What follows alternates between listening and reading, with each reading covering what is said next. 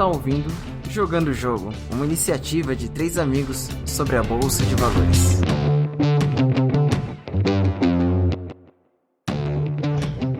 Fala galera, aqui quem tá falando é Felipe França e vamos para mais um episódio de Jogando o Jogo. Hoje um episódio bem especial, nós temos o nosso primeiro convidado, Paulo Dorigon. Seja bem-vindo, Paulo. Opa, França, obrigado, cara. É um prazer estar aqui com vocês. É um prazer receber esse convite, ser o primeiro convidado aqui no Jogando o Jogo, cara. É importante para mim essa participação aqui. Obrigado, cara. Ah, legal. E assim, é especial pra gente porque nós nos conhecemos praticamente no mesmo ambiente. Temos um curso em comum, um curso que focava muito no autodesenvolvimento, cada um buscando para suas áreas, suas necessidades, seus desafios, mas tinha alguma coisa em comum. E dentro de um mastermind que a gente formou, a gente acabou se conhecendo, se tornando um pouco mais íntimos do outro. E depois cada um seguiu um pouquinho do seu caminho. Eu e o Paulo, e mais um amigo nosso, até hoje temos nosso grupo. E hoje a gente está fazendo essa reunião aqui, então tá muito... Eu acredito que vai ser muito legal esse episódio. E direto aqui de Angra dos Reis. É isso aí, galera. Aqui fala que é Reinaldo Ota. Só para dar um toque aí, né, Paulo? A gente costuma falar de onde a gente é, porque cada um tá num ponto, né? Então, eu tô falando aqui direto de São Paulo, capital. E é um prazer aqui ter você como convidado, que eu acho que você tem muito a agregar aí pra galera aí, pro nosso público. E aí a gente vai bater um papo aí.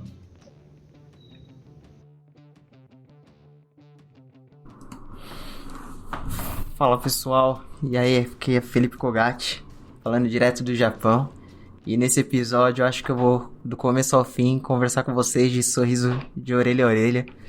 Não sei, né, falam que dá pra sentir o sorriso na voz.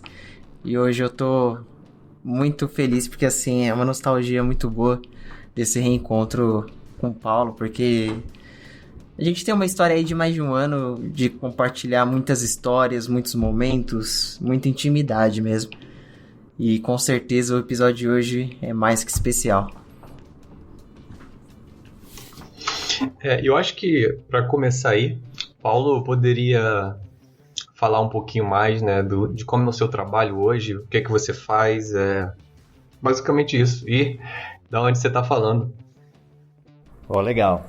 Bom, eu tô falando aqui de Jundiaí, né, interior de São Paulo. Na verdade é pertinho de São Paulo, a 50 quilômetros de São Paulo, e mas vivo em São Paulo. Não nessa época, né, da quarentena, mas São Paulo é meu quintal aqui.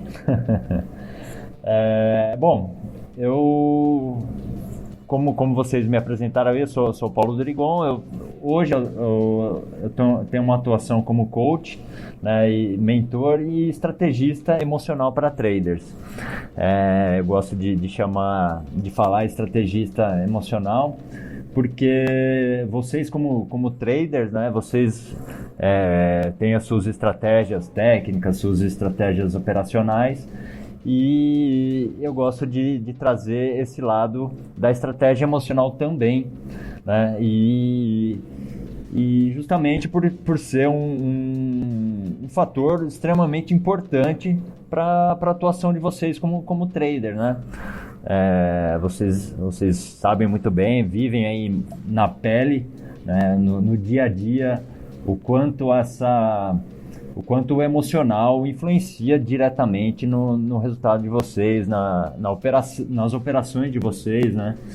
E é dessa maneira que eu atuo, ensinando os traders a mudarem, a ajudar os traders a mudarem as perspectivas, as visões sobre todas as situações que vivem tanto na frente da tela quanto fora da tela, né? Em todos os momentos da vida, porque é como eu gosto de dizer, a vida do trader é o todo, não é só o momento que você está se preparando para entrar no mercado ou o momento que você está lá operando, mas todo o resto também, né? Então é nesse sentido que o meu trabalho ele é feito, né? Acima de tudo para ajudar traders a entenderem os seus pensamentos, os seus sentimentos e como isso influencia nos seus comportamentos e consequentemente nos seus resultados.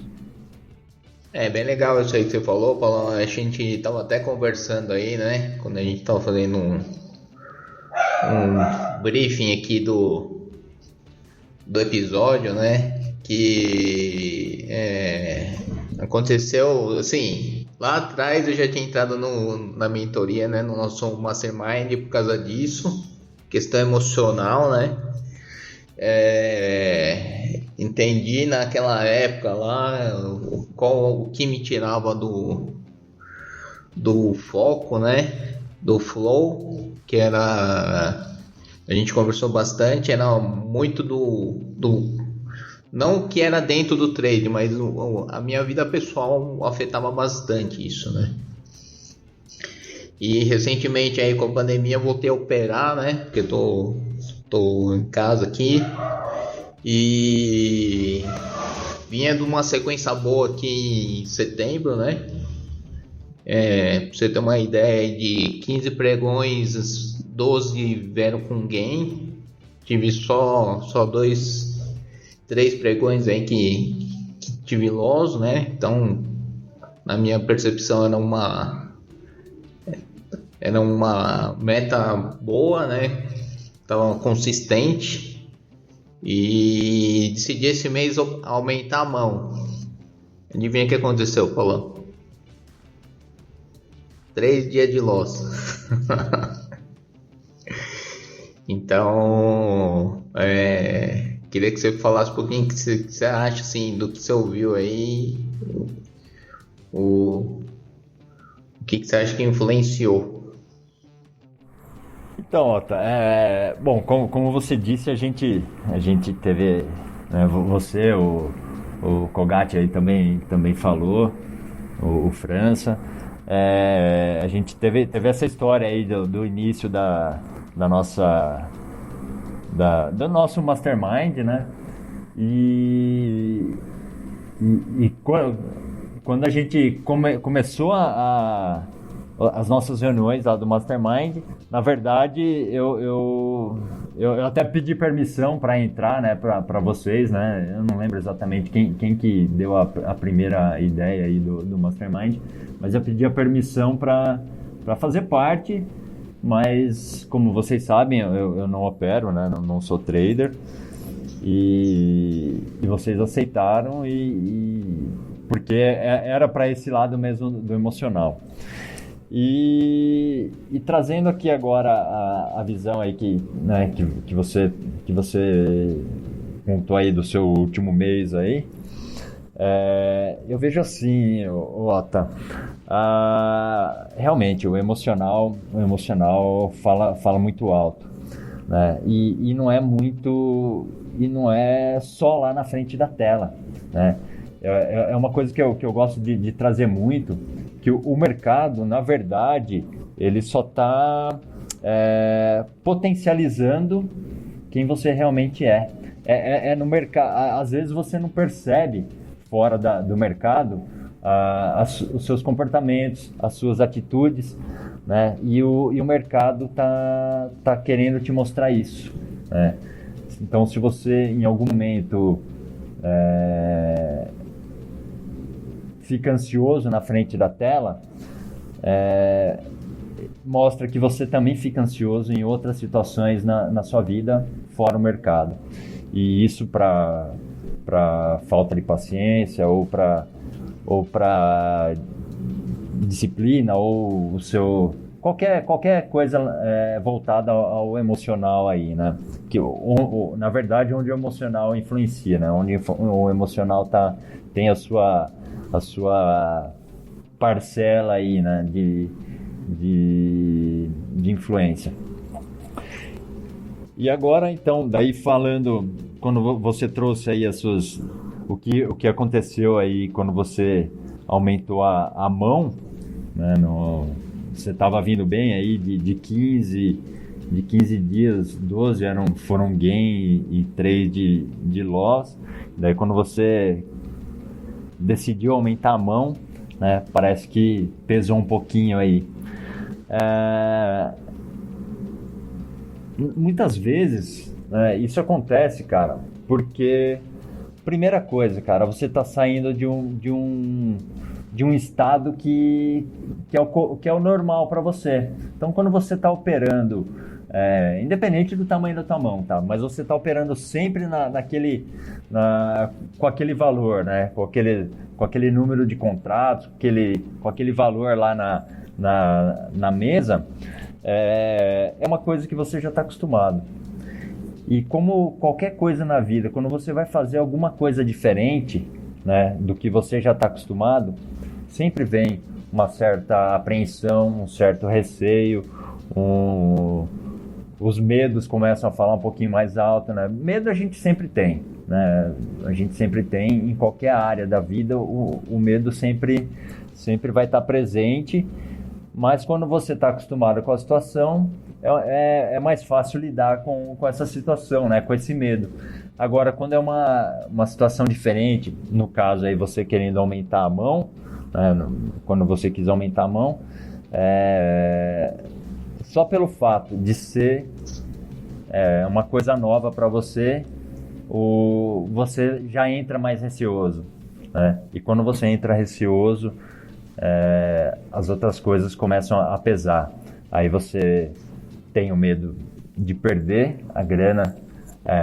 O medo de perder a grana, ele sempre está lá com você, mas quando você aumentou, né, você sente uma insegurança maior. Então esse medo vai falar mais alto.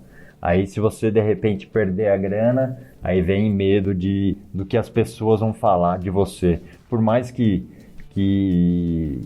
você não fique dando muita satisfação, né? Ou as pessoas nem saibam o que você está fazendo exatamente, inconscientemente você pensa sobre isso, né? Você pensa sobre o que outras pessoas vão falar, ainda mais se você realmente tiver esse prejuízo, e por aí vai, né? Tem muitas coisas aí que estão influenciando, e eu não sei exatamente o que rolou com você. Depois que eu falei isso, se você puxar aí na mente, o que vem na tua cabeça, por exemplo, que pode ter pesado? Então, na verdade, o que eu acho que aconteceu foi o seguinte, só para ter um contexto, né, de 20 pregões do mês passado, eu ganhei 15, saí 15 pregões no gain e só 5 no loss, né? Então, eu achei que já tava bem consistente aí. E aí a gente aumenta a mão porque a gente vê que, só aquele trocadinho lá, né, não dá para pagar as contas. Mas o que me veio à mente foi a questão de uma crença limitante, não sei se você entende isso, pra você não pode ganhar mais que 300 pau por dia, entendeu? Não, ganhar R$1.000, não é pra você. O 300 pra você tá bom, entendeu? Pra mim, eu acho que pegou, isso. Eu acho que eu sinto isso às vezes, entendeu?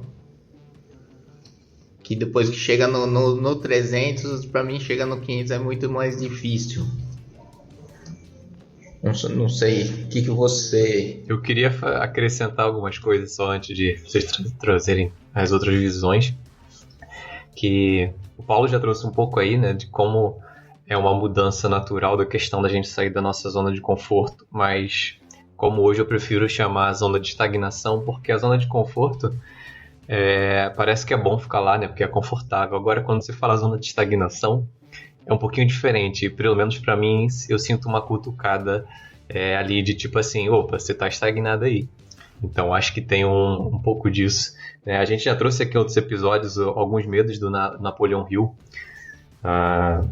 que ele escreveu lá no Quem Pensa Enriquece, E um deles é o medo da crítica, né? O Paulo também comentou um pouco, que mesmo que ninguém saiba que você está operando, ninguém esteja cobrando de você os resultados, né? Isso vem, de certa forma, eu acredito, né? Do inconsciente, de tipo meio que prestação de contas para outra pessoa, e até mesmo internamente, a prestação de contas para você mesmo, né? Então, eu ouço às vezes, eu entendo o que eles querem dizer, mas alguns caras aí de mercado que falam, olha, se você aprende a operar com um mini contrato, dando exemplo aqui do mini índice, quando você for operar com 10, vai ser a mesma coisa. Quando você for operar com 100, vai ser a mesma coisa. Tecnicamente, sim, é verdade. Eu não sei quanto seria o número de contratos que você começaria a ter questões técnicas de derrapagem, coisa do tipo.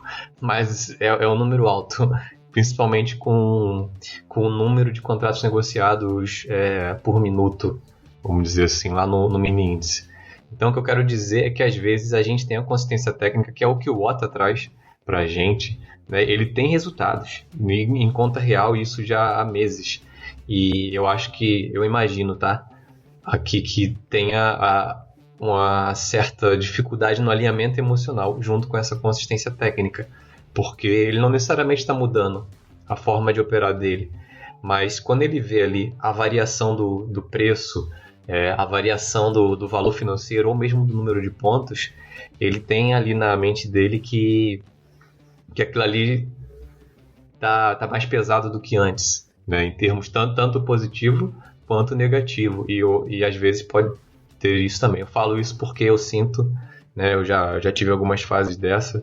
Hoje eu estou operando com o mínimo, voltei para o mínimo, mas mesmo que você olhe ali o número de pontos, você sabe, né, que seu stop, se ele for atingido, ele vai ser maior do que você estava habituado, né? E acho que a última coisa, talvez o Paulo possa pontuar melhor também, não sei se é exatamente ou diretamente ligado, mas a questão do merecimento. Então, o Otto trouxe essa questão aí de que ele tem uma crença, ele identificou essa crença de que talvez os 300 estejam ok, mas os 1000 não, né? E aqui a gente está dando um exemplo de número, mas é no sentido do mais, né? De ter algo que é um número, um valor que talvez seja confortável aos nossos olhos ou à nossa realidade, pelo menos a realidade atual, e algo que a gente mira, mas pode ser que tenha alguma coisa ainda que impeça a gente de acreditar que aquilo pode fazer parte, né, do nosso dia a dia. Cara, muito bem pontuado. Eu ia chegar no lance da crença, o Ota já trouxe ela aí. Cara, sim, crença, cara, tudo que todas as decisões que você toma, né, que a gente toma, todas as pessoas tomam, elas são influenciadas tanto pelas nossas crenças quanto pelos nossos valores, tá? Todas as nossas decisões são guiadas por esses dois fatores, os nossos valores e as nossas crenças, né? E cada um tem os seus valores e cada um tem as suas crenças. Essas crenças, assim, só para contextualizar rapidinho, as crenças a gente vai adquirindo ao longo da nossa vida, principalmente nos primeiros anos aí de vida, quando a gente está crescendo, né, da infância, muito pelas influências das pessoas que a gente mais convive, os nossos pais, os familiares mais próximos, aí os primeiros professores, e essas são as primeiras crenças e talvez as que mais ficam enraizadas. E depois a gente vai adquirindo outras crenças também, conforme a nossa convivência com amigos, na adolescência, coisas que a gente vai vivendo, experienciando e por aí vai. Então a gente vai criando o nosso leque de crenças, vamos chamar assim. E os valores, mais ou menos a mesma coisa. A gente vai criando os nossos valores conforme a gente vai convivendo com as pessoas também, né? E vivenciando as coisas. E não necessariamente, apesar de por exemplo, eu tenho um valor muito alto de respeito, né? E vamos supor que o OTA também tenha um valor muito alto de respeito. Só que não necessariamente eles têm o que eu enxergo como respeito, o OTA também enxerga como respeito, né? E então, dentro do mesmo valor existem níveis ou fatores, né, que vão influenciando nesse sentido. Bom, e para crenças, as crenças também, basicamente as crenças são como a gente enxerga as coisas. Como o Ota já citou aí a crença de dinheiro, né, de prosperidade, e talvez essa seja seja um tipo de crença que pega muito para os traders, né? Para as pessoas em geral, não vou me limitar aos traders, não. Acho que são os 3 tipos de crença que mais realmente pegam: crenças de prosperidade, crenças de capacidade, né? E crenças de merecimento, como o França aí também citou. No exemplo que você trouxe, Ota, ele está muito ligado à crença de prosperidade num primeiro ponto, né? Justamente por isso. E crença de prosperidade no sentido de... Dá para simplificar bastante dizendo assim, como você vê o dinheiro, como que você vê e lida com o dinheiro. Na verdade é isso. E às vezes, cara... e além disso, até vou acrescentar uma coisinha, além disso, tem as crenças culturais, né? Ou as crenças coletivas, que são crenças que são crenças que na verdade são influenciadas pelo coletivo. E vamos dizer assim, generalizando um pouquinho, a nossa cultura brasileira, né? A nossa cultura do povo brasileiro, a gente não sabe muito lidar com dinheiro, né? A gente nunca aprendeu a lidar com dinheiro, e a gente enxerga o dinheiro de uma maneira que é muito difícil conseguir, né? Que é uma coisa que a gente normalmente precisa trabalhar muito, ralar muito para ganhar dinheiro, e que não necessariamente é uma verdade, né? E quando você cai nessa situação que você falou aí, Ota, né, de que R$300 é o que você está acostumado a ganhar por dia, né, que já está na sua zona de conforto, ou como muito bem o França trouxe aí, a zona de estagnação, que é uma coisa que a gente já conversou bastante, né? Que é onde você se limita, né? E aí que é o real perigo. E trazendo nessa situação dos R$300 por dia,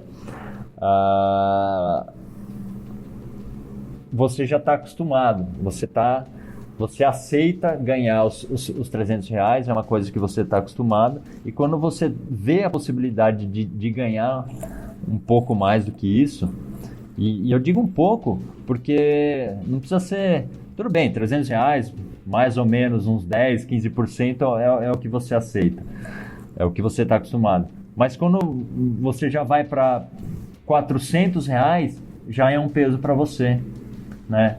E eu estou dizendo para você porque é o seu exemplo, e cada um vai ter o seu valor, né? Cada um tem o seu número lá do que esteja acostumado, tá? Então você acaba se limitando porque você inconscientemente, e as crenças, muitas vezes essas crenças mais profundas, elas são inconscientes, inconscientemente você fala, porra, eu não sei o que eu vou fazer com R$400. Pô, beleza, parece ser contraintuitivo, né? Mas na verdade você não sabe o que você vai fazer com R$400. E por isso que muita gente por aí vem e fala, porra, é muito difícil saber perder. mas eu bato na tecla que tão difícil, ou às vezes até mais difícil do que saber perder, é saber ganhar. E muitas vezes você não consegue manter o seu lucro justamente por isso, porque você não sabe ganhar, né? E por quê? Porque você acredita que você tem que ralar muito para ganhar mais do que R$300, porque inconscientemente você fala, pô, não, o que eu faço é para ganhar R$300. Se for para ganhar mais do que R$300, eu preciso fazer muita coisa além. Eu preciso fazer... Vamos, só para tentar clarear um pouquinho, R$300 é um pouquinho acima de 30%, desculpa, R$400 é um pouquinho acima de 30% a mais do que você está acostumado a ganhar, que é R$300, né? Então, você imagina que você teria que trabalhar pelo menos 30% a mais para ter esses 30% a mais de lucro, vamos dizer assim, né? Inconscientemente é isso que você está pensando.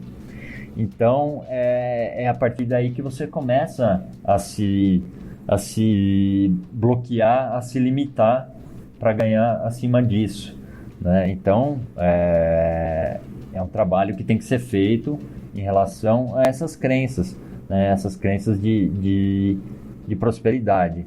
E sim, de repente, pode ser uma crença de merecimento também, né? Mas é uma coisa, é um trabalho que precisa ser mais aprofundado, e aí a gente teria que entrar em outras questões, né? E daí o trabalho é pessoal, é com cada um, porque às vezes a dificuldade que você está sentindo para subir a sua mão de 300, algum outro trader tem essa mesma dificuldade para subir a mão de R$100 ou de R$50, um trader que está em início de carreira, ou de repente um cara que já tem uma mão de R$1.000 por dia e ele queira subir para 1.200, cara, é um sofrimento para ele, né? É um sofrimento, justamente por causa dessas crenças, né? Não sei se deu para clarear a ideia aí, não sei se ajudou de alguma maneira. Olha, Opa, com certeza. Só antes de vocês falarem, deu para clarear e deu para fazer um monte de perguntas mais. Eu me identifiquei com um monte de coisa, já iluminou aqui coisa que não estava no meu radar, né? Só queria saber se o Kogat quer acrescentar alguma coisa, porque hoje ele tá mais quietinho. Mas, eu já vi do Kogat ficar quietinho. Não, eu tô só de ouvido, prestando bastante atenção. Muita coisa que foi falada aqui me veio muitas experiências que eu já tive. A mudança de mão, eu já passei por isso. A questão do merecimento também não tem em si, né? Como que eu posso dizer? O exemplo não é igual, não é exatamente o ocorrido ali de merecer aquele valor ou não. Mas em questão de bater a meta em 10 minutos, sabe? Tipo, você parece que não trabalhou. Porque, queira ou não, você faz uma análise, queira ou não, você faz um estudo. E às vezes, para se concluir um resultado, bater a meta, às vezes leva uma horinha e tal.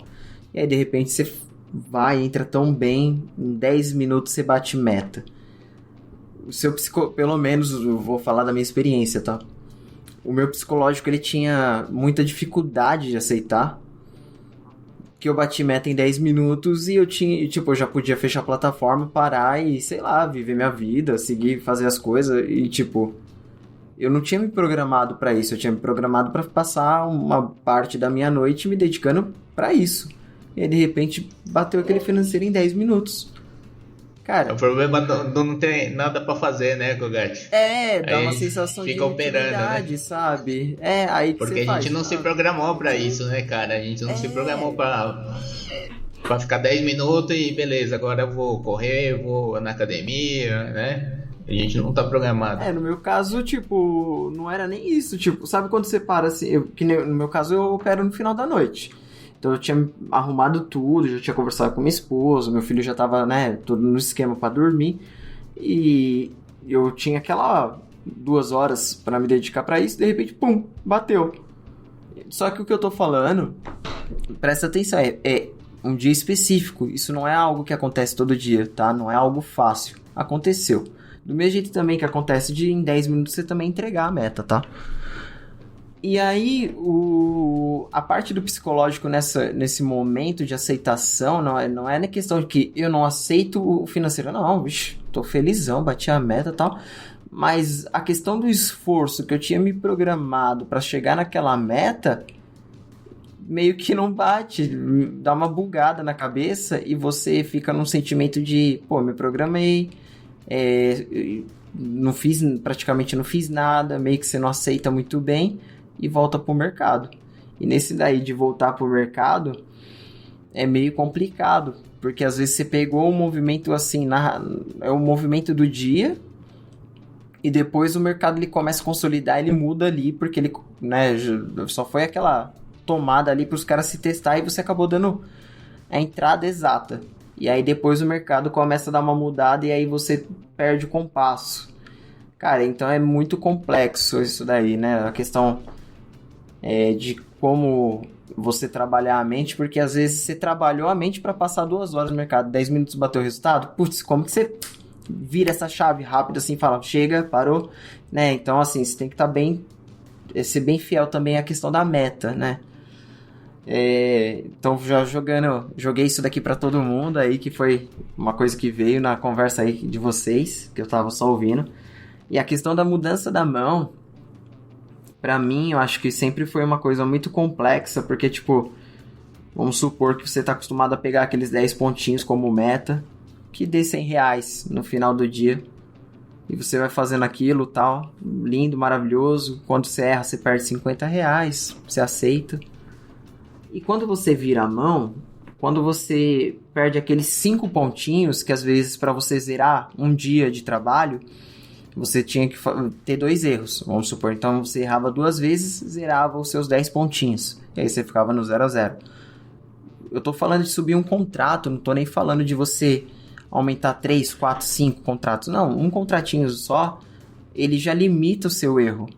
E isso, para sua cabeça, pelo menos assim, eu digo modo de pensar, e aí é legal que o Paulo tá aqui, que ele ouve, ele passa a experiência dele, passa a experiência que ele já teve com os outros alunos, que é o quê? Cara, você errou uma vez, já levou o seu lucro que você já estava habituado, tanto em questões, tipo, principalmente na questão financeira, porque não bateu a questão de ponto, né? Então, antes você para zerar, você para bater a meta, você batia a meta, por exemplo, com 10 pontos, e para zerar o seu dia, também era 10 pontos, só que às vezes você fazer isso em 2 trades, né? Então perdia 5 pontos, zerava aquele trade, fazia outro trade, se desse errado, zerava em 5 pontos, ficava no 0 a 0 ali, em 10 pontos. E também no dia que você estava no game.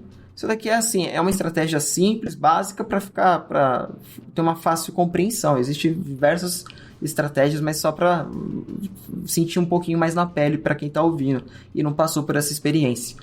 Então agora, antes você tinha a chance de errar 2 vezes e tranquilo. Agora você errou uma vez, levou todo o seu financeiro que você estava habituado ali, levou seus R$100 em uma operação.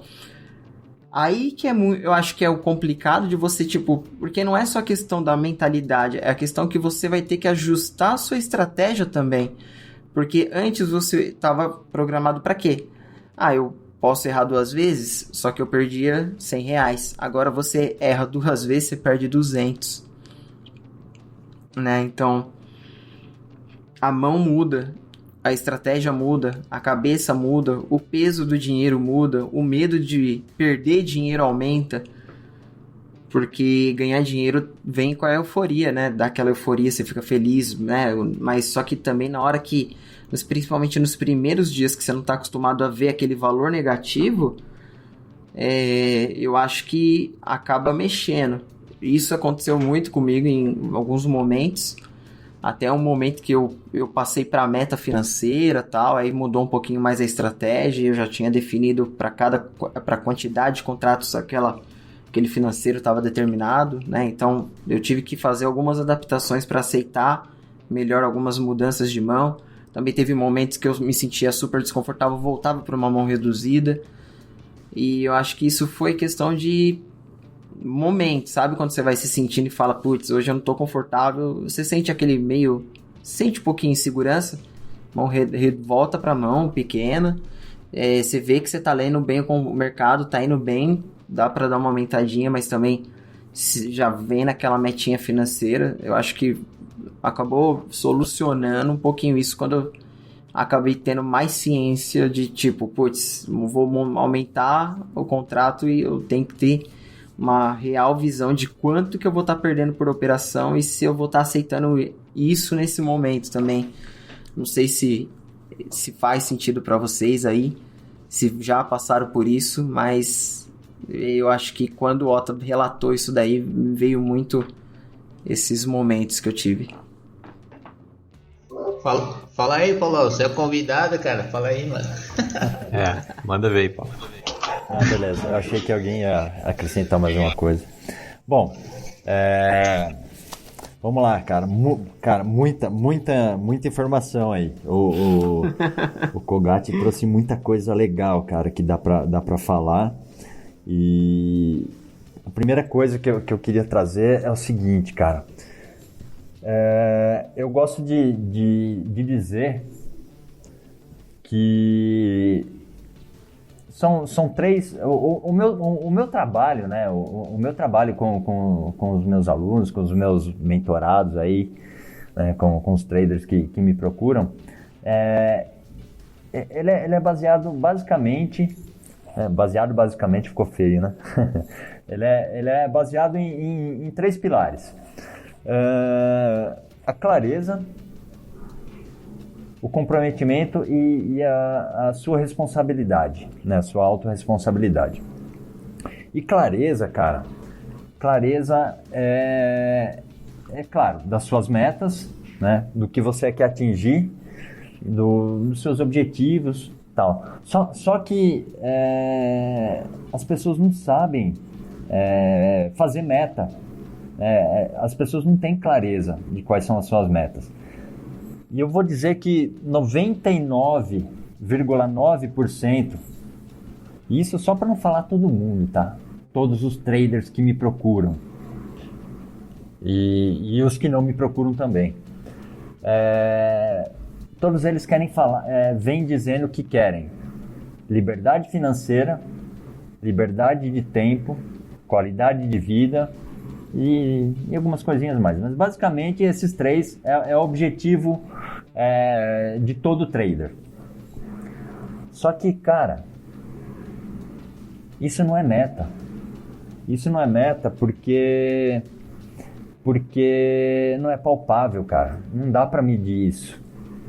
Até porque, cara, o que é liberdade de tempo pra mim é uma coisa, o que é liberdade de tempo pro Otto é outra, pro Kogati é outra, pro França é outra. Liberdade financeira, a mesma coisa. O que é liberdade financeira para mim é diferente do que é para vocês. Qualidade de vida para mim é diferente do que é qualidade de vida para vocês. Então, cara, é muito superficial você ter um objetivo desse. Então, por isso que eu falo que a clareza é um pilar essencial, né? E por que eu falei tudo isso? Cara, nesse exemplo que o Kogati trouxe de bater a meta em 10 minutos, né? Parece ser contraditório, né? Uma das coisas que os traders querem, né? É liberdade de tempo e é justamente isso que o day trading pode te dar. Principalmente quando você bate a sua meta em 10 minutos e você ter tempo para fazer qualquer outra coisa que você queira fazer, mas contraditoriamente você quer voltar a operar. Então, por que isso acontece? Sim, por causa da crença que a gente falou, né? Que você parece que não está trabalhando, parece que, 10 minutos só de trabalho e eu já ganhei o que eu queria ganhar, alguma coisa está errada. Então, crença, tanto de merecimento quanto de prosperidade. Cara, o cara próspero não necessariamente ele tem que trabalhar o tempo todo para ganhar dinheiro, sacou? Então, é nesse sentido. E de repente até crença de capacidade também. Cara, como que isso é possível? Será que eu sou tão capaz assim de ganhar R$300 em 10 minutos? Ou R$1.000 em 10 minutos? Né? Então é nesse sentido. Então a crença sim, pode estar falando. Mas a clareza também, cara. Pô, uma das primeiras coisas que eu trabalho, então, sabendo que clareza é importantíssimo. Se você não tiver clareza do que você realmente quer, você começa a cometer esses tipos de erro, né? Então, cara, se você quer clareza, o que é liberdade de tempo para você? Então, vamos ter clareza do que é liberdade de tempo, né? Então, por isso que para mim, quando alguém fala eu quero liberdade de tempo, cara, não, vamos conversar mais sobre isso. O que é liberdade de tempo? O que você vai fazer com o tempo que você ganhar? O que você vai fazer com o tempo livre que você vai ter, né? O que você vai fazer quando você bater a sua meta em 10 minutos? Se você se programou 2 horas para operar, cara, e as outras 1 hora e 50 minutos que você ganhou aí? O que você vai fazer? Como que você vai realmente aproveitar? Porque liberdade de tempo, cara, é aproveitar o seu tempo para fazer qualquer outra coisa que não seja mais operar. Por 2 motivos. Um, porque era uma coisa que você queria e conseguiu. E outra, para não dar chance de devolver o que você já ganhou. Porque daí, além de estar ferrando a sua liberdade de tempo, você vai estar ferrando também a sua liberdade financeira. Pô, você matou 2 coelhos com uma cajadada só. Ganhou a liberdade de tempo e financeira, já bateu a meta em 10 minutos e vai querer voltar a operar para devolver isso. Cara, isso é contraditório também, porque você está perdendo qualidade de vida, né? Você está perdendo dinheiro, está perdendo o tempo que você ganhou e está voltando para ter mais pressão, sofrer mais pressão, né? Para ficar mais preocupado, para tudo isso que acaba pesando e que te tira qualidade de vida. Então, por isso que eu digo que é contraditório. A falta de clareza. Pô, beleza, as crenças podem estar influenciando sim, mas, cara, antes de trabalhar a crença, a gente tem que trabalhar a clareza. Até porque, se você não tem clareza do que você quer atingir, dificilmente a gente vai descobrir exatamente qual que é a crença que está influenciando, né? Então, é nesse sentido. E daí o Kogati fez a pergunta, pô, como que vira a chave, então, para não voltar a operar, né? Nesse caso. Independente se foi gain ou se foi loss, né, cara? Porque de repente você toma um stop loss aí, já bateu a sua... já perdeu o que você estava... o que você tinha se submetido a perder naquele dia, cara, tem que parar de operar também, né? E como que você vira a chave, né, para aceitar que você perdeu essa grana e que não vai ser hoje que você vai recuperar essa grana, né? Na verdade, eu até gosto de falar que não é recuperar, cara, porque a grana que você perdeu já era, cara. Você vai ter que fazer, no outro dia você vai fazer a grana, né, para recompor o seu capital. No fundo é isso. Não pode pensar que é recuperar a grana, né? Não é recuperar o dinheiro, cara. Você vai recompor o seu capital. Ponto. Né? E daí, cara, entra num outro nível, né? Que daí é de se fazer a sua autoanálise todos os dias, de ter uma autoleitura do seu tipo de pensamento, do seu tipo do que você está sentindo em relação ao que você está pensando, em relação ao que está acontecendo todos os dias aí com você, ao que acabou de acontecer, né? Se foi meta batida em 10 minutos ou se foi um stop loss em 10 minutos, né? E daí, por isso, e eu falo que é um outro nível, porque, cara, aí é o lance do autoconhecimento. E, cara, que é uma coisa que eu falo para os meus mentorados, mas quando a gente está numa conversa, né, quando já dentro do processo da mentoria, dentro do processo de coaching ou dentro do curso. Mas que eu evito falar durante as lives, por exemplo, durante nos textos que eu escrevo, né, no conteúdo que eu publico. Por quê, cara? Porque assusta.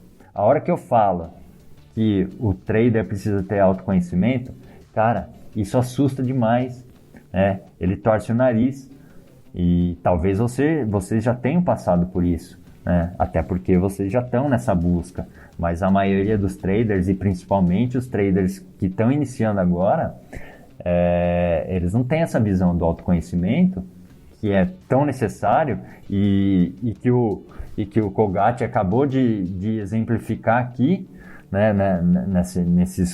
nesses exemplos que ele trouxe agora. Por que o Kogati tá nesse nível? Porque ele tem um nível de autoconhecimento acima da grande maioria das pessoas, né? E por consequência da grande maioria dos traders.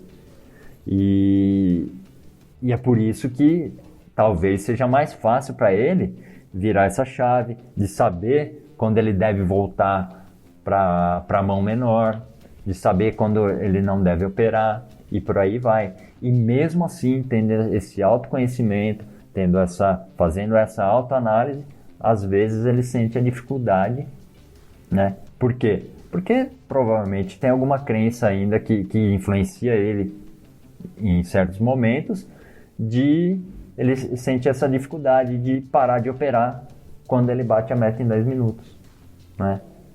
Por quê? Talvez ele não mereceu, né?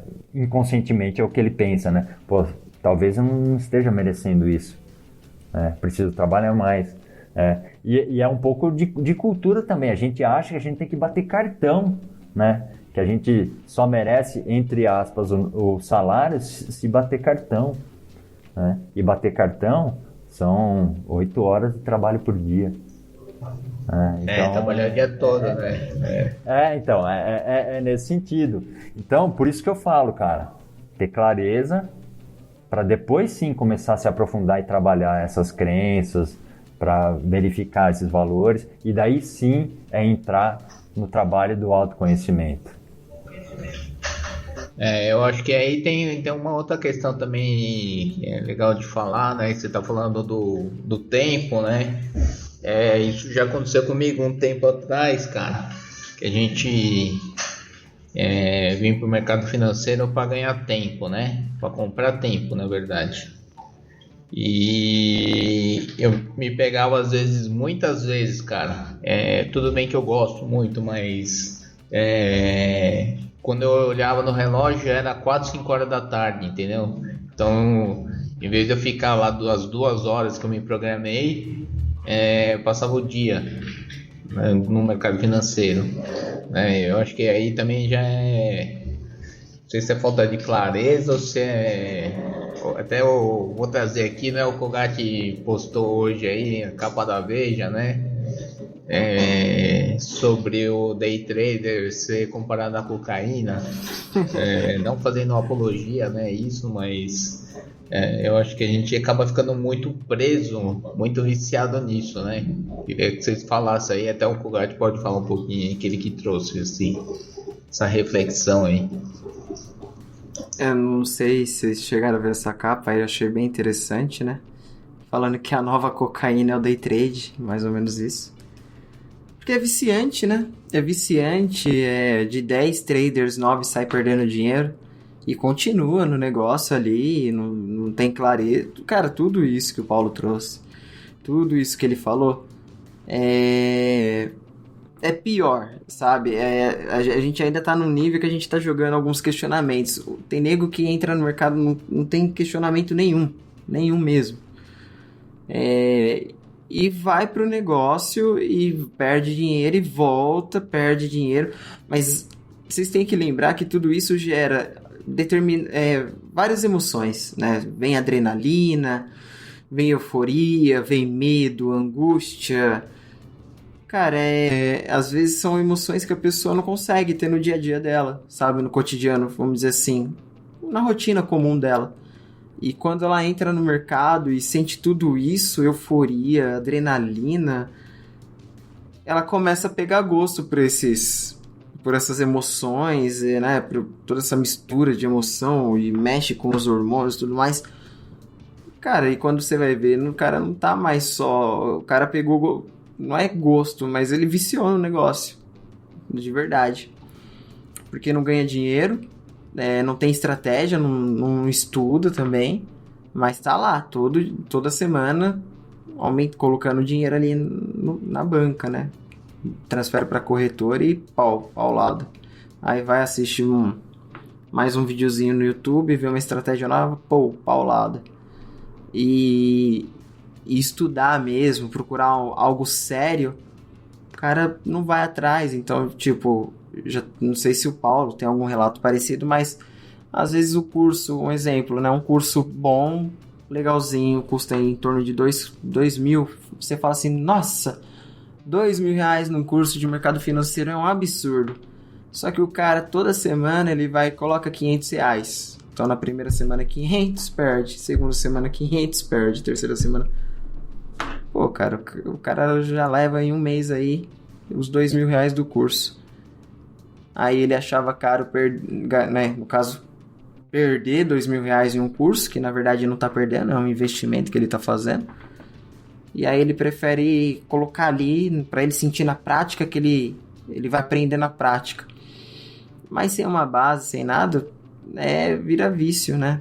O cara tá ali já no vício. Não sei se mais alguém tem algum relato assim. Eu conheci uma pessoa que perdeu R$2.000 assim, ó, em coisa de uma semana, e eu sei que era um dinheiro que ia fazer falta para ela, e em compensação deixou de investir num curso de qualidade que traria conhecimento de mercado, microestrutura de mercado, quem são os players de mercado, sabe? Entender o que é o mercado, contra quem você está jogando, entender um pouquinho aonde você sabe, onde você está entrando, entender quais são alguns cuidados que você tem que ter pessoalmente mesmo, sabe? Algumas emoções que vão surgir durante o trade, que você tem que prestar atenção, questão de vingança, porque, cara, vem muito a flor da pele mesmo, muitas emoções, essa questão da mentalidade, ela atrapalha muito, do mesmo jeito que ela também ajuda. Brigou com alguém da família, pode ter certeza que resultado vai aparecer ali no mercado. Engoliu o sapo no trabalho, vem alguma coisa vai aparecer ali no mercado, principalmente quando você não tem muita consciência. Depois você adquire consciência e fala, putz, hoje eu já tô alterado. E pelo menos eu, quando eu sabia que eu tava alterado, cai fora, porque pelo histórico eu perdi dinheiro. Então, assim, além de tudo, não é ter um autoconhecimento tipo emocional só. Eu também tive que ter um autoconhecimento na prática, na questão.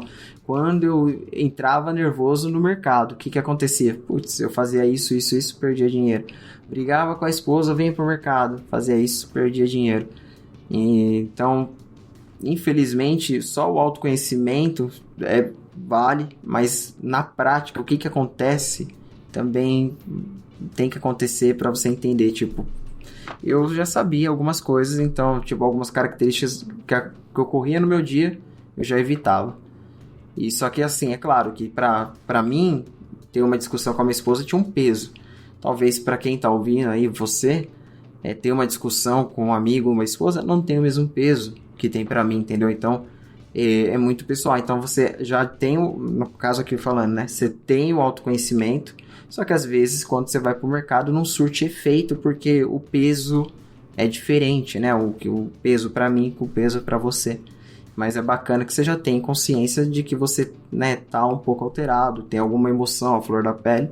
E aí é questão de você ver como que você vai estar trabalhando no mercado com essa emoção à flor da pele. Então, eu acho que... Manda aí, Francis. Manda aí pra ver se eu me perdi. Nada. Assim, vocês falaram tantas coisas. Eu quero pontuar duas. Uma, aí é só uma visão minha do que você trouxe no final específico. Quando você percebe que talvez uma discussão com a sua esposa te afeta mais do que outras coisas, ou em relação a outras pessoas, para mim isso na verdade é exatamente a beleza do autoconhecimento. Isso é porque você se conhece, então você entende o quanto aquilo te afeta. Então é isso, assim, não tem muita coisa a mais. Então essa é a beleza para mim. E quando o Paulo trouxe que ele evita, às vezes, trazer esse termo, porque assusta, eu entendo. Porque enquanto ele estava falando, aí eu vou falar a primeira coisa que me veio. Isso porque a gente já tem um pouco dessa experiência, dessa bagagem. E eu acho que principalmente para quem não tem, aí, claro, vai depender da visão da pessoa, mas pode remeter a ver algo que você não gostaria. Autoconhecimento, eu vou ter que me conhecer, vou ter que investigar, vou ter que prestar atenção nos meus pensamentos, sentimentos. E aí isso eu ainda posso estar falando enviesado pelo o fato da minha jornada. Né? De eu ter já alguma experiência com esse tipo de constatação. Tá? E a outra coisa que eu queria falar sobre essa capa, é engraçado que eu vi essa imagem e eu achei que era zoeira. Se eu não me engano, a capa parece cocaína, mas é só day trade ou alguma coisa assim. Eu fiquei um pouco incomodado com isso. Eu vou tentar explicar aqui brevemente por quê. Porque diferente de um jogo de azar, o mercado financeiro, mais especificamente day trading, não é um jogo de azar. É um jogo, se você chamar ele de jogo, né? Que existe e tem habilidade, tem conhecimento. Tem pessoas que performam ali. E na verdade não é nem tanto isso. É mais porque a capa me parece que é para conseguir chamar atenção, mas de uma maneira ruim para uma coisa. Sabe por quê? Porque existem vícios em várias coisas, sabe? E o jeito que você dá um nome para uma capa, faz uma comparação, pode pesar muito. Tem um vício que eu diria que a maioria da população mundial tem e não sabe ou não quer admitir. E eu estou incluso, que é o vício no açúcar. Fizeram uma vez até um experimento, inclusive comparando açúcar com cocaína. Colocaram alguns ratos e 2 recipientes. E os ratos preferiam o recipiente de açúcar ao de cocaína. Existem vícios em pessoas, vícios em mídias sociais. Acredito que muita gente se pegou fazendo scroll, rolando página ali e nem sabia o que estava fazendo mais. Ou então atualizando uma foto para ver se tem uma curtida nova. O que eu quero dizer com isso tudo? É que essas coisas eu acredito que são muito mais profundas do que aonde está se externalizando. Tem pessoas que vão se externalizar talvez na comida, outras na bebida, outras no jogo de azar, outras no day trading, outras no poker, outras em comportamentos, outras em situações. Enfim, eu acho que isso me incomodou, talvez porque eu esteja dentro, porque passa uma imagem de que quem está de fora, quem não pesquisa, quem não conhece, acaba criando um preconceito. E para muitas outras coisas que estão na cara, assim, tipo drogas lícitas, vamos dizer assim, as pessoas não têm essa preocupação, sabe? Ou pelo menos não parece que tem. Mas, enfim, isso aí eu acho que daria até um outro podcast. Então Com certeza, acho que dá pra ficar, né, por aqui mais ou menos nesse assunto, tá? Vamos deixar por aí, porque eu acho que dá pra ter uma conversa muito extensa. Porque eu entendo o seu incômodo, mas ao mesmo tempo eu gostei para servir de alerta, né? Que nem o risco ao açúcar, risco a fast food, risco a diversas coisas a gente já tem noção. E eu vejo que, né, os últimos dados não negam a quantidade de pessoas que estão entrando na bolsa. Foi assim, exponencial, foi muito rápido, cresceu muito, principalmente nesse momento de pandemia. E uma coisa que a gente não deve esquecer é que o marketing digital ficou mais pesado, ficou mais intenso. E eu acho que um dos motivos de estar trazendo muita gente, tendo a entrada de pessoas na bolsa, vem muito disso. E dependendo do jeito que a pessoa é abordada, ela não tem essa consciência do risco, né, cara? Do quanto é complexo, do quanto é o outro lado do mercado. Eu achei bom, que serve como um alerta, como qualquer outra coisa. Açúcar em excesso também, a gente já sabe o risco. Só que a galera vem pro day trade achando que vai fazer R$25 virar R$1.000 no final do mês. E o pior de tudo, que a gente já falou disso, que existem várias ofertas desse tipo.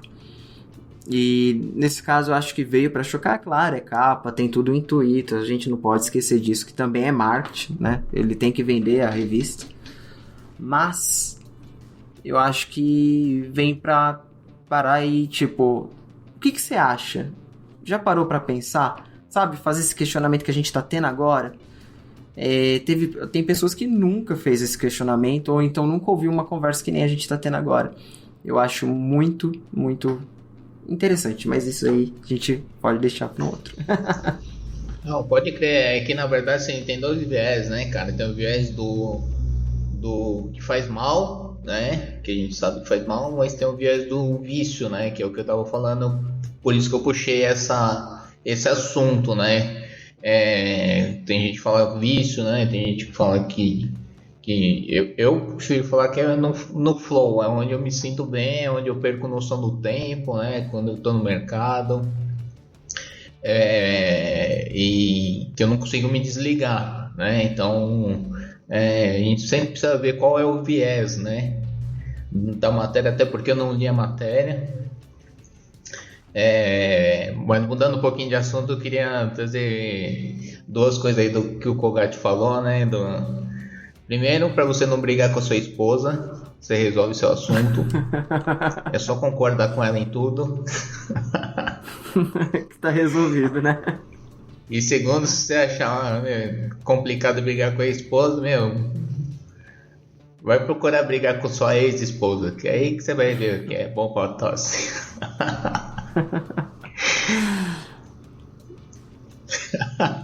Cara,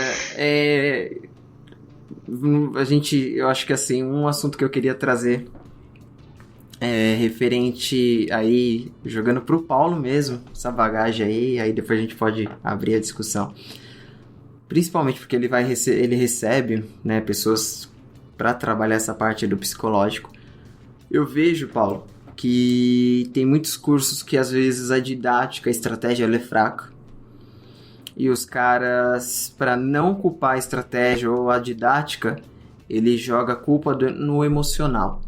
Porque o emocional é algo muito pessoal e você pode pegar e falar assim, então você tem que trabalhar o emocional, já não faz parte do meu curso, né? Porque eu ensino mercado financeiro, a estratégia é vencedora, só que tipo assim, não tem nada balizado, ele só a estratégia é vencedora, agora depende do seu emocional.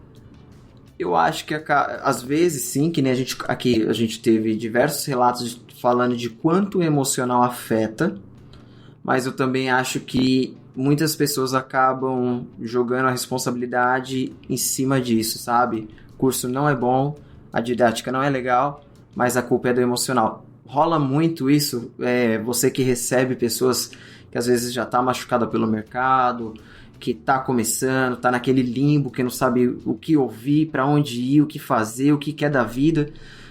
Você ouve muito relato disso, que tipo, o cara fez o curso, mas ele acha que a culpa tá toda no emocional, e aí conversando você fala, mas tem que talvez dar um ajuste aí nessa estratégia, você tem que entender melhor essa estratégia, falta estudar um pouquinho mais a estratégia, o emocional faz parte, só que, sabe, o peso vai muito pra ele pra tirar o peso da outra parte, sabe? Rola muito isso.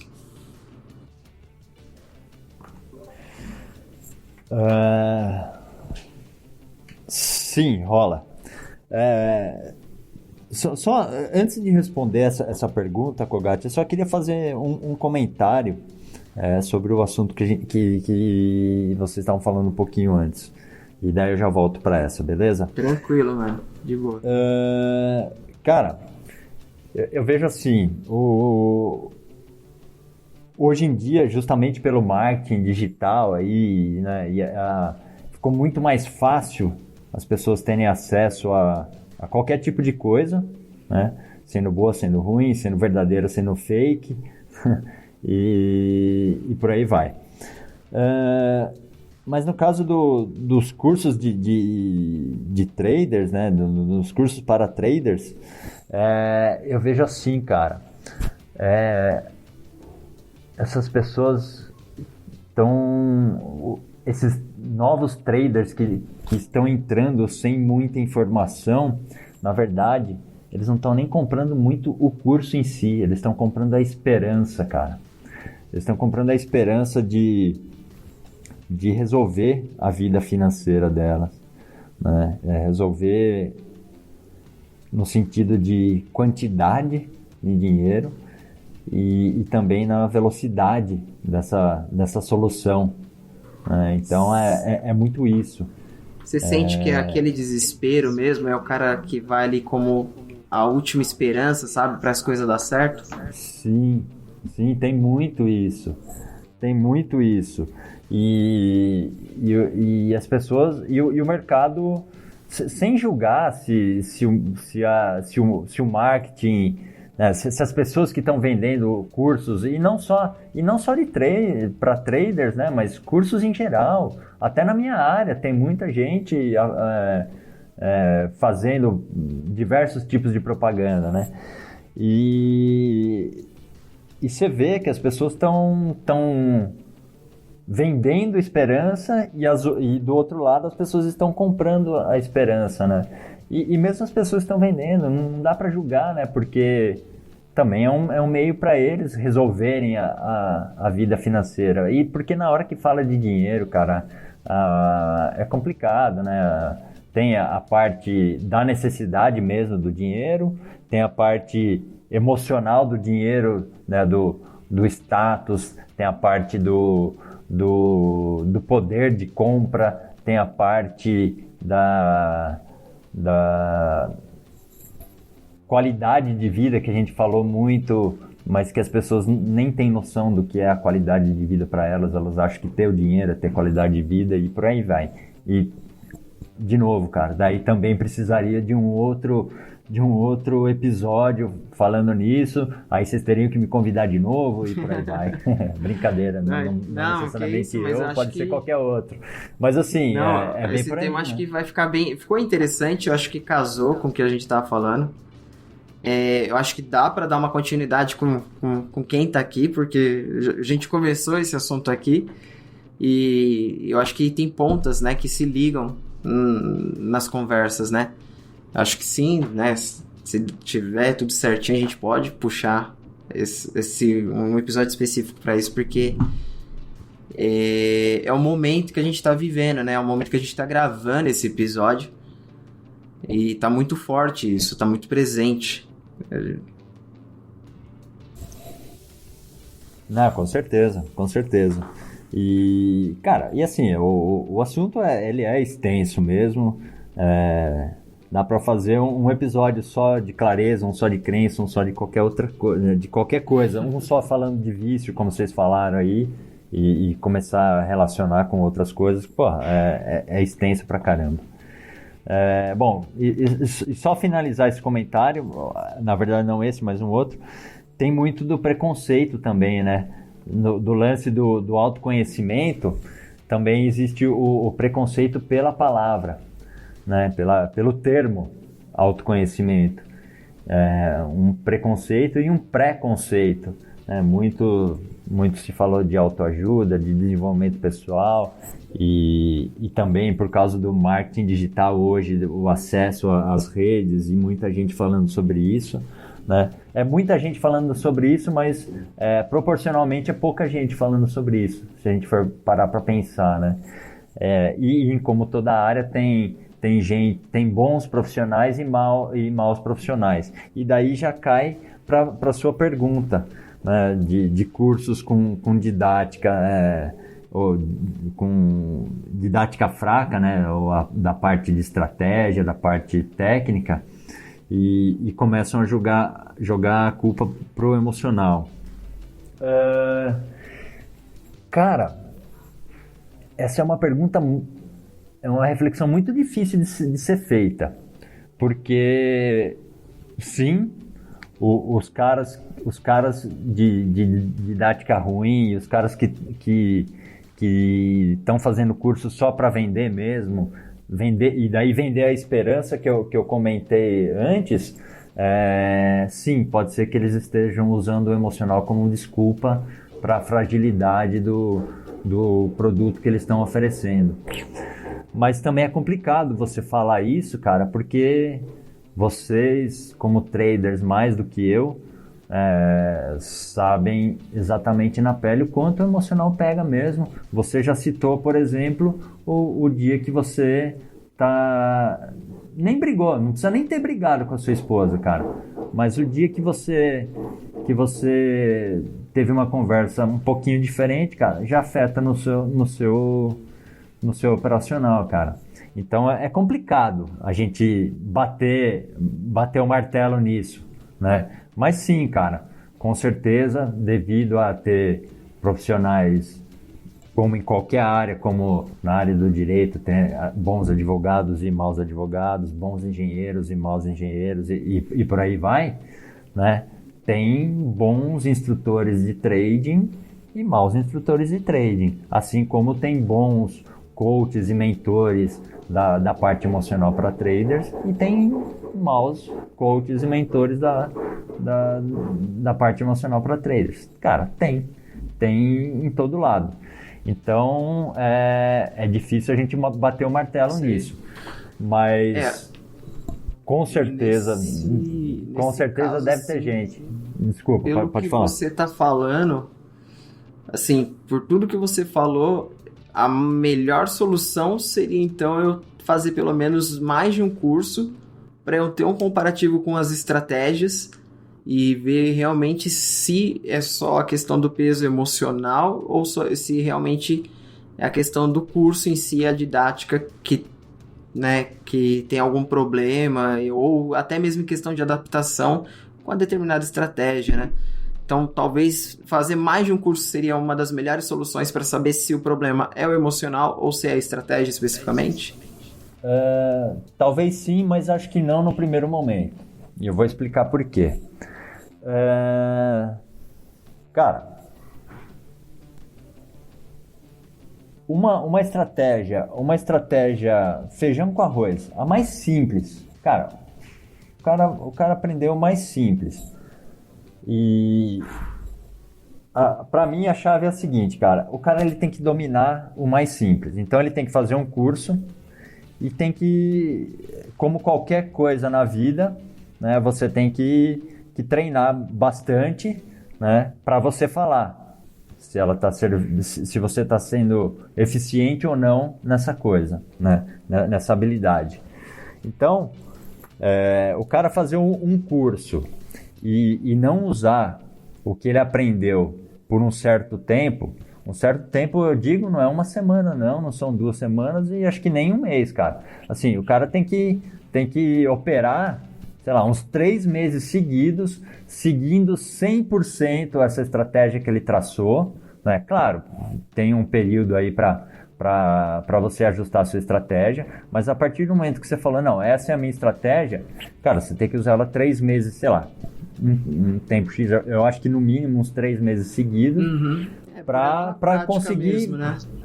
Oi, desculpa, não entendi o que você falou. É pôr ela na prática e fazer um estudo dos resultados que você está tendo com ela, né? Exatamente.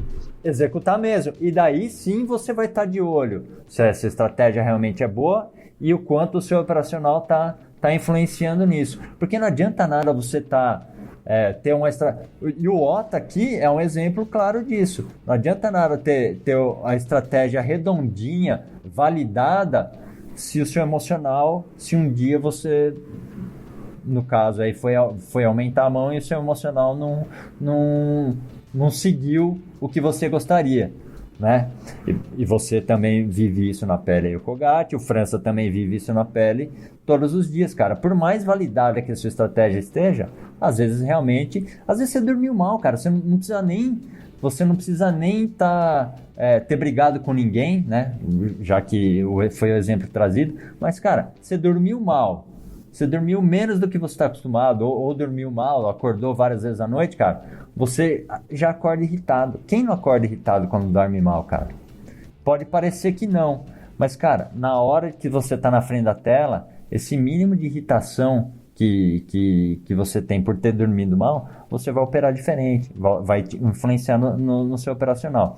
Então, eu acho que assim, o cara sim precisa treinar e se especializar nessa sua estratégia, né, antes de falar, que precisa, antes de decidir que precisa fazer um outro curso ou não, né? E daí sim ver se é realmente só o emocional ou é só a estratégia que não está funcionando. Eu vejo assim, os dois caminham muito juntos, né, cara? Os dois caminham muito juntos, mas na minha opinião e na minha experiência de ter visto outros traders, e talvez vocês concordem ou não, talvez o emocional tenha um peso um pouquinho maior, sim, né? E muita gente fala isso, né, cara? E muita gente sente isso na pele. Então, por isso que eu falo que é difícil bater o martelo, né, de que tem gente jogando culpa no emocional. Acredito que tenha, mas, cara, não dá pra falar. Mas dá pra... Antes de ter uma conclusão, você pode estar testando até, né? Segue o curso até o final, coloca aquela estratégia à prova mesmo, pra depois você falar, não, realmente... isso no simulador, tá? Porque realmente você querer testar algo numa conta real já tem outro peso. Sim. Se você quer testar, ver se funciona a estratégia e se realmente a didática, né, passada funciona, então uns 3 meses ali, coloca lá a prova, faz tabela no Excel, vai vendo a taxa de acerto, taxa de erro, quanto que ganha, quanto que perde. Isso daí também, cara, você foi falando, eu fui lembrando. Sim. E eu acrescento uma coisa a mais ainda. Nessa sua tabela do Excel, cara, que você citou aí, não é só pôr a parte técnica, não, cara. Aí você colocar o emocional, o como que você está se sentindo no dia antes de começar a operar, como que você se sentiu durante a operação, como você está se sentindo depois de você terminar o seu dia. Porque, cara, isso fala muito sobre você e fala muito sobre a sua estratégia técnica, por incrível que pareça, porque já que o emocional influencia, né, você começa a perceber padrões de comportamento. E só para confirmar uma coisa que eu falei no comecinho do episódio, cara, usa o mercado, porque o mercado está te mostrando quem você é. E quando você faz esse tipo de análise, né? Você faz esse tipo de anotação sobre o seu emocional, como que você se sente em relação ao mercado, você vai identificar muita coisa em relação a todas as outras áreas da sua vida. O mercado está sendo, no fundo, um professor para você. Muita gente vê o mercado como inimigo. O mercado vem contra mim. Para começar, isso é uma mentira, né? O mercado está lá, cara. Você tá lá, o mercado, ele nunca vai falar, hoje eu vou ferrar o Kogati. Nunca vai falar isso, né? O mercado não tá nem aí para você. Ele simplesmente tá lá, rolando, né? E só que você pode usar, e você escolhe como que você vai enxergar o mercado, como um inimigo que está indo contra você, ou você pode enxergar o mercado como um professor que está te ensinando quem você realmente é, dentro do mercado, na frente da tela e fora da tela. Na hora que você conversa com a sua esposa, na hora que você conversa com a sua ex-esposa, na hora que você conversa com seus filhos, na hora que você conversa com seus amigos. Sacou? O mercado tá te mostrando, né? Então, como que você vai escolher olhar para o mercado e usar o mercado? Pô, muito legal, cara. Eu já para finalizar aqui, senão vai ficar muito extenso. Gostei muito dessa parte da estratégia, da tabela, você colocar como que você está o emocional durante a operação, após a operação. Na minha época, minha tabelinha não tinha isso. O que tinha na minha tabelinha era se eu tinha fechado a operação com ganho ou com loss. E mais importante ainda no peso, né, na minha tabela, era se eu tinha fechado o dia com gain ou com loss. E aí quando você falou que o mercado te mostra quem você é, e é muita verdade, porque assim, quando eu fechava com loss no dia anterior, eu vinha com medo no dia seguinte, né? Eu já começava o dia meio arisco, parecia que estava pisando em ovos. E no meu trabalho, quando eu cometo um erro no dia anterior, e aí eu recebo a notificação que houve um erro, aquela semana eu trabalho mal, cara. Eu trabalho devagar, receoso, com medo. E quando você falou que o mercado te mostra quem você é, cara... veio esse exemplo perfeito, porque eu saía do mercado com loss, no dia seguinte, aquela semana, eu ficava bem arisco, né, com medo, né? Então eu tomava bastante cuidado, a quantidade de operações caía, e o meu trabalho responde, tipo assim, sabe? Foi a Xerox, né, da vida real, pro mercado ali. Então, cometi um erro, mesma coisa, a mesma atitude que isso, cara, é inconsciente. E você me falando, eu consegui ver isso agora, igualzinho. O medo que eu tinha do mercado vem no meu dia a dia também. Fico mais receoso, tomo mais cuidado, não consigo ter aquele desempenho de efetuar, né, a operação que eu fazia normalmente no meu dia a dia no trabalho. Então já cai um pouquinho a produção, porque você começa a prestar mais atenção. Então foi muito legal, muito bom mesmo esse bate-papo. E aí eu vou cortar por aqui, que eu acho que eu já falei muito. Que isso, eu acho que antes do a gente finalizar aí, o Gato já falou um pouquinho. O Ota quer trazer mais alguma reflexão aí? Não, tranquilo. Tô Tá de boa, tá suave. Então acho que assim, hoje a gente falou de bastante coisa. Nossa, dá pra sair mais algumas conversas daqui, alguns podcasts. E eu reforço aqui uma das motivações pra gente ter iniciado esse projeto, que era exatamente trazer esse tipo de conversa, de reflexão, de sentimento, de flow para outras pessoas ouvirem. Então é sensacional esse bate-papo aqui de hoje. A gente falou aqui do leque de crenças adquiridas na vida, pelo que a gente viu, ouviu, experiências, o quanto é importante o alinhamento emocional, o quanto, seja para qualquer coisa na vida, a gente acaba tendo resistência quando tem alguma mudança, quando a gente está fora da zona ali de conforto, da nossa zona de estagnação. Como crenças como merecimento, prosperidade, relacionadas, né, isso, a merecimento, prosperidade e capacidade influenciam na gente.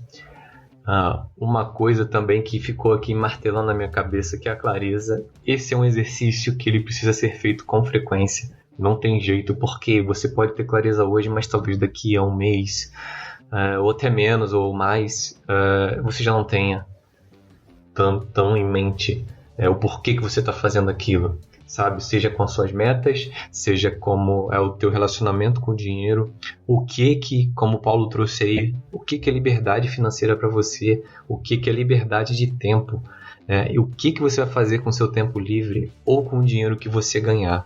E isso me chamou a atenção porque cutucou em alguma ferida minha. Eu vou precisar investigar um pouquinho mais para entender.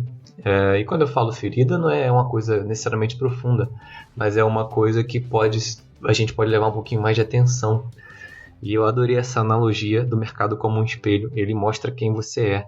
A gente às vezes separa, né? Que agora eu estou operando, agora eu sou um trader, agora eu sou um marido, agora eu sou um pai, agora eu sou um filho, agora eu estou fazendo outras coisas, mas é tudo uma coisa só. Você não tem separação.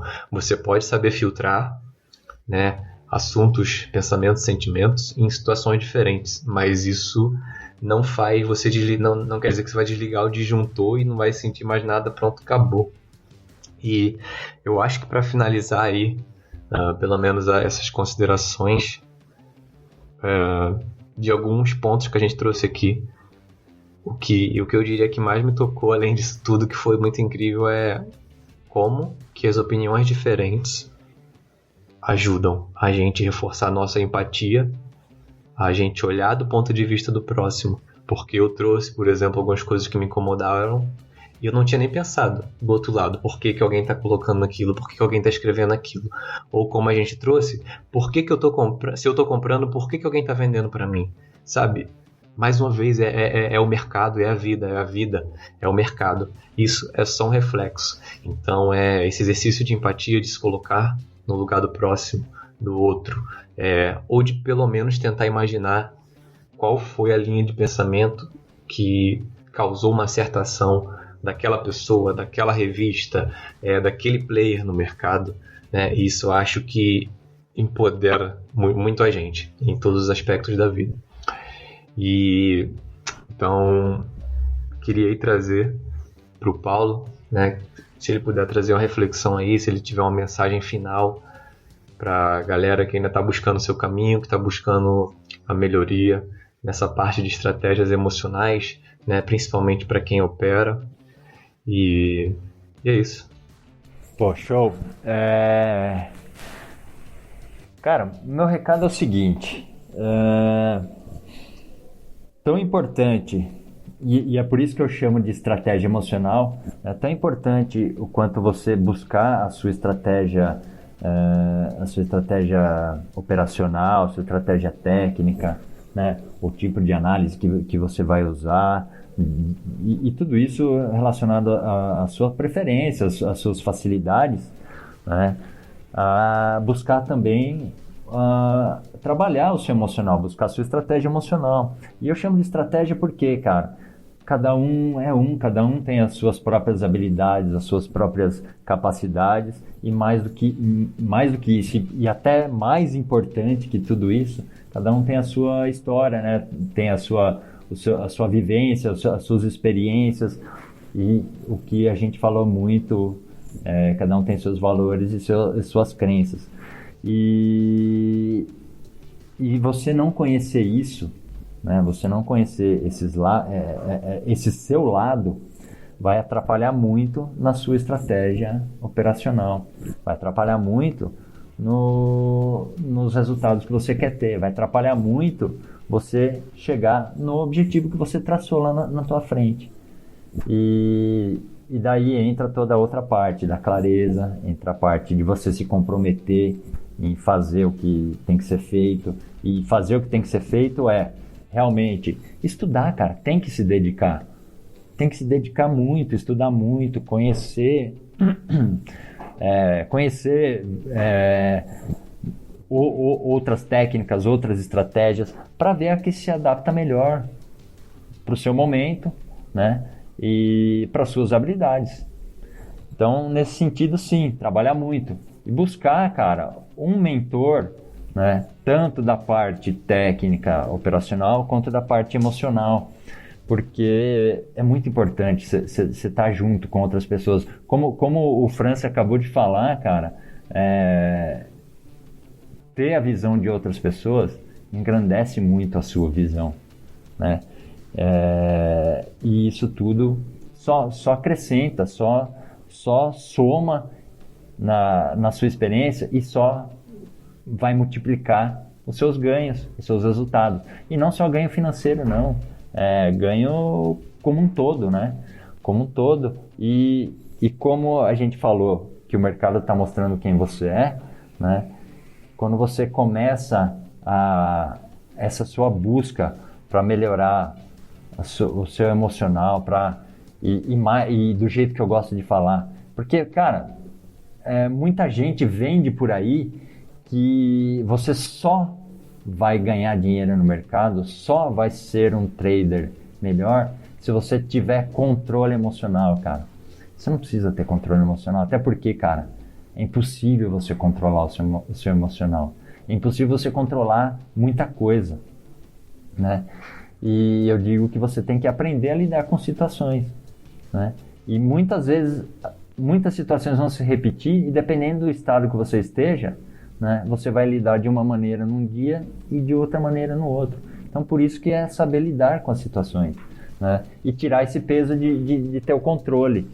Então, e isso faz parte da estratégia emocional que eu disse, né? E que eu venho repetindo aqui. Então, é nesse sentido, cara. Sim, se dedique ao seu operacional, a melhorar, a estudar, a aprender, a treinar, a validar, né? E conforme você vai fazendo isso, você também se dedica ao seu emocional. Porque nenhuma estratégia, por melhor que seja, ou a estratégia mágica que todo mundo quer achar, nem a estratégia mágica vai funcionar se o seu emocional não tiver... Se você não estiver sabendo lidar com as emoções, né? Com as suas emoções e com as situações que você está vivendo dentro e fora do mercado. Eu acho que esse é o recado que eu queria passar aqui agora. Sensacional. E só para finalizar, Paulo, onde a gente pode te encontrar online? Qual o melhor lugar? Pô, legal. Melhor lugar para me encontrar é no Instagram, tá? É @PauloDorigon_coach. Coach é ACH, né? Paulo Durigon _coach. É o meu perfil lá no Instagram. Atualmente eu estou fazendo lives diárias, exceto de segunda. De segunda não é toda segunda que eu consigo, justamente pelas nossas reuniões lá do nosso Mastermind, né, França? Show. Mas de terça a sexta, invariavelmente, às 7 horas da noite eu estou fazendo live e postando conteúdos quase que diários. E, cara, muita coisa nesse sentido que eu trouxe aqui para vocês, né? Falando bastante desses pilares de clareza, de se comprometer com o seu objetivo e se responsabilizar por suas atitudes e por suas ações e reações. É bem nesse sentido aí. Caraca, muito bom. Mais uma vez queria agradecer ao Paulo, queria agradecer a Kugate, ao Ota, esse episódio incrível. E se você que está ouvindo aí gostou, manda uma mensagem pra gente no direct. A gente vai ficar muito feliz de ouvir seu comentário, de ouvir seu feedback. Você pode compartilhar também com alguma pessoa que você gosta, se esse bate-papo te trouxe alguma reflexão. E toda segunda-feira um novo episódio para você. Valeu, um abraço. Valeu, pessoal, um abraço, até a próxima. Ô, galera, até mais. Valeu, grande Paulo. prazer estar aqui. Um abraço aí pra vocês, cara. Muito bom, mano, muito bom. Valeu aí, pessoal. Show. Porra, sensacional, galera. Gratidão aí pela oportunidade.